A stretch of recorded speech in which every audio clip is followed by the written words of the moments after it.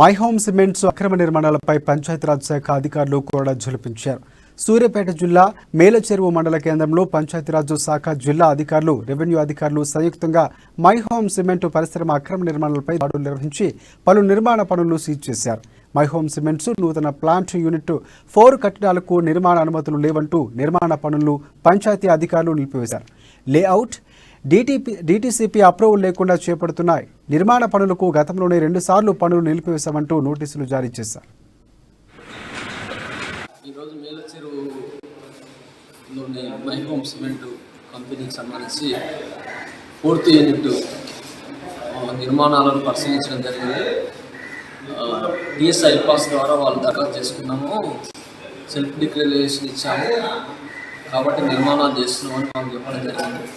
గ్రామ పంచాయతీ నుంచి కూడా మీరు కన్స్ట్రక్షన్ సంబంధించి ప్లాన్ అప్రూవల్ తీసుకోవాలి, అప్పటి వరకు పనులు ఆపమని చెప్పేసి నోటీసులు సెక్రటరీ ఇవ్వడం జరిగింది. వెంటనే పని ఆపమని చెప్పేసి ఈరోజు మేలచెరువు